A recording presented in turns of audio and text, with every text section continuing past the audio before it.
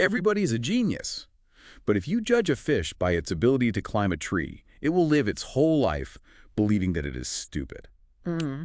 You know, that quote from Albert Einstein really kicks things off perfectly for our deep dive today, because we're diving into how the U.S. immigration system tries to pin down this idea of extraordinary ability, specifically through something people often call the Einstein Visa. That's right. Officially, it's the EB-1 visa, and it really does present a fascinating paradox. Yeah, and it's incredibly relevant right now. It was highlighted recently in the Indian Express, which makes it, vital for general knowledge. And for those of you preparing for exams like the UPSC mains and prelims, this is definitely something to get your head around. Absolutely.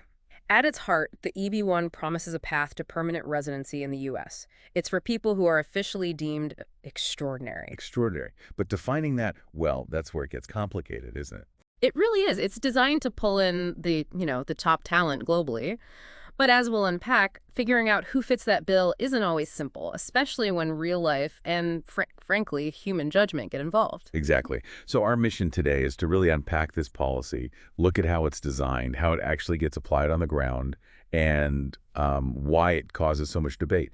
We'll be digging into the sources, focusing on those recent discussions, especially around some, pretty high-profile cases, and what that tells us about defining extraordinary ability in the real world. So let's start there.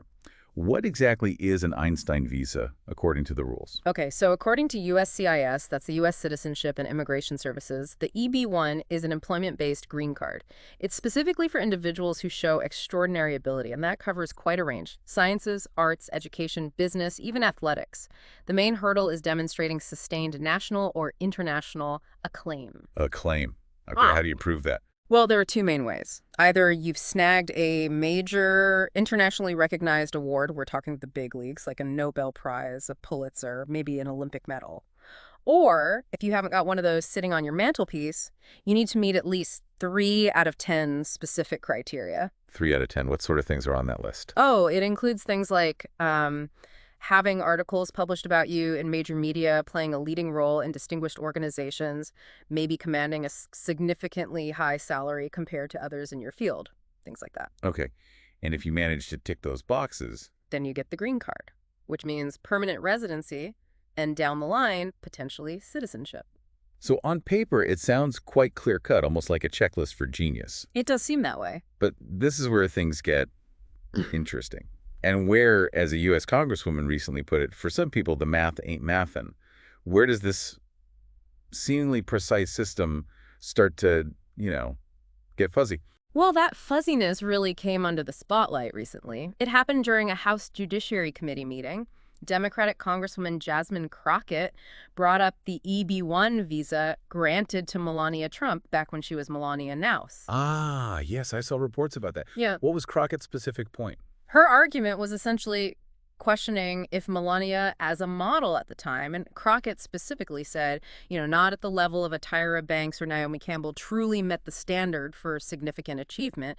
She linked that standard to things like a Nobel, a Pulitzer, or an Olympic medal, suggesting Melania's profile didn't seem to fit that mold. Right. And that case has a lot of context around it, doesn't it? It certainly does. Melania Naus, originally from Slovenia, applied back in 2000. She got the visa approved in 2001 and became a U.S. citizen in 2006. And that citizenship later became key, allowing her to sponsor her parents for their own green cards. Exactly, through what's often called chain migration or family-based immigration. And this is where the paradox highlighted in our source material becomes really stark. You have President Donald Trump, who was a very vocal critic of chain migration. He strongly advocated for a shift towards a purely merit-based system. A system based more on individual skills and economic potential rather than family ties. Precisely. But the irony, as pointed out in the sources, is that the very policy he criticized, family-based migration, is what allowed his wife to sponsor her parents. His proposed merit system, focusing solely on the applicant, likely would have blocked his own in-laws from getting green cards that way. Wow. That really does highlight the complexities and sometimes, the contradictions in immigration policy debates. It's not just abstract rules. It affects real families. Absolutely. And it shows how even merit-based systems can intersect with family ties in unexpected ways. So, okay, if it's not just the absolute global superstars, the Nobel winners, getting this visa, who else qualifies? How does someone maybe less famous prove they are extraordinary? This is really the core of it. And a specialist visa lawyer, Susan McFadden, explained this quite well. She said, and I'm quoting roughly here, "You do not have to be a Nobel Prize winner. I've gotten EB-1 visas for people you've never heard of and never will." Right. So what's the secret then?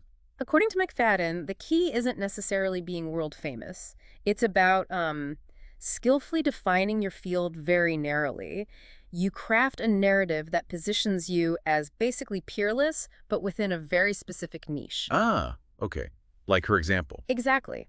Trying to prove you're an exceptional entrepreneur means competing with, say, Richard Branson in the adjudicator's mind. That's tough. But proving you're outstanding in, let's see, alternative asset commercial finance management, that's a much smaller pond. It's about defining the pond smartly. That makes a lot of sense. It's about framing. And the source material gives some fascinating examples of this in action. It does. Like Mangesh Goger, an Indian origin investment banker. He got the EB-1, but not for finance. Right. It was for his skill in constructing crossword puzzles. Crossword puzzles. Published in major newspapers like the New York Times. So he presumably demonstrated sustained acclaim in that very specific field. Precisely. It shows the breadth. Or think about Glenn Boswell, the stunt coordinator. Yeah, approved in just a week. That's fast. Incredible. But his application was apparently 439 pages long, detailing credits in huge films, The Matrix, The Hobbit. He clearly documented his extraordinary ability in that niche. And there were others? An acrobat. Daniel Riffner from Cirque du Soleil. His application included medals, photos of his high-wire acts, proof of his skills. And the clarinetist? Kenan Azmeh, a Syrian musician. He's part of Yo-Yo Ma's Silk Road Ensemble. Very prestigious. He got his green card in 2012. So these examples really show it's not just scientists. It could be artists, performers, even puzzle makers, if they can document that high level of achievement in their specific area. Exactly. But even with these varied successes, the visa program isn't without its critics and challenges. Right, you mentioned the numbers earlier. About 40,000 EB-1 visas per year. Roughly, yes. It's part of the overall employment-based green card allocation.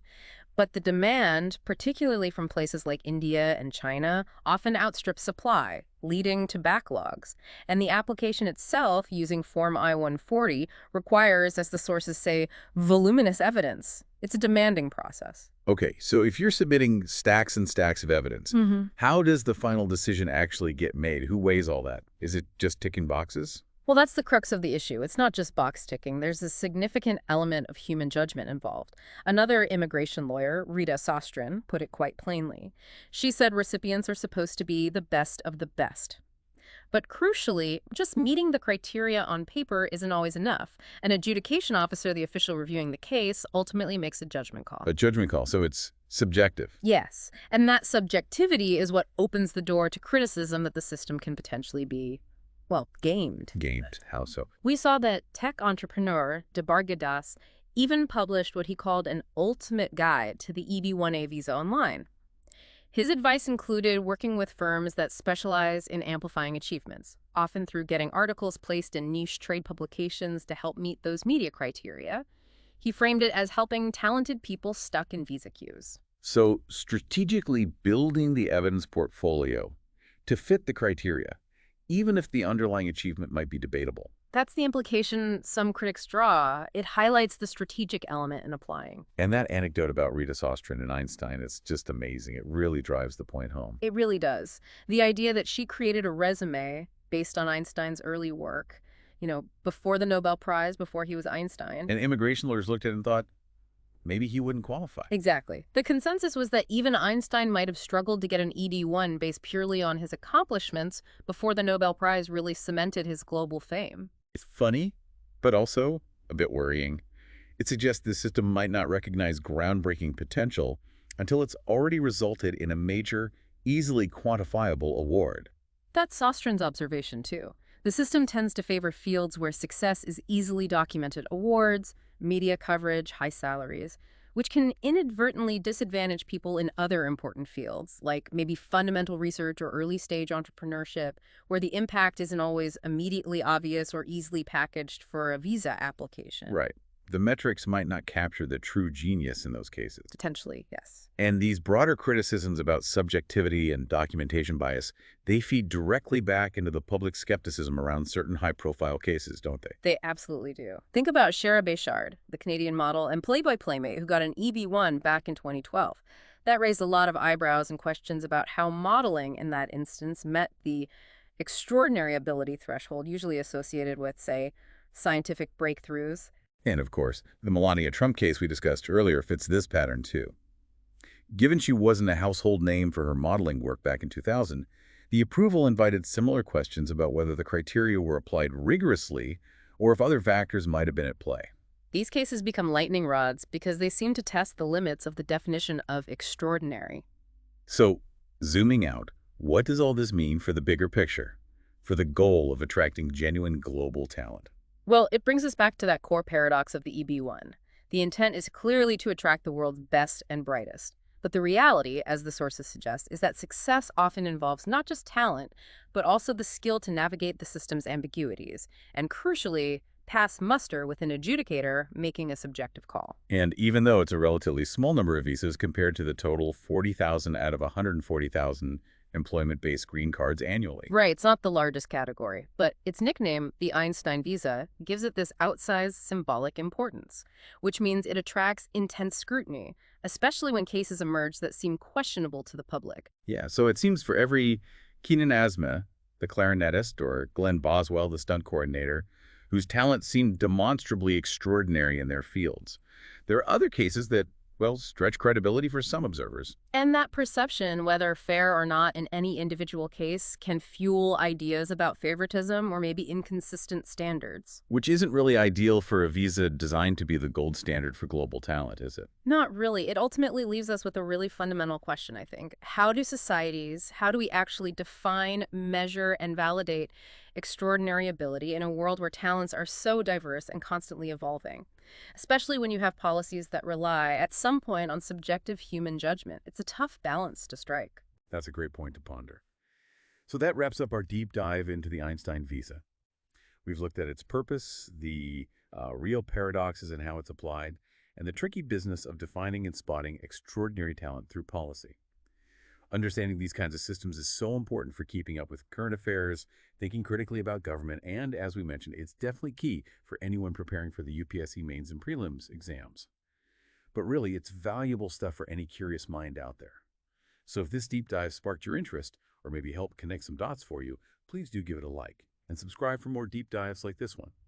We'd also love to hear from you. Drop your questions or comments below. We really enjoy engaging with your queries.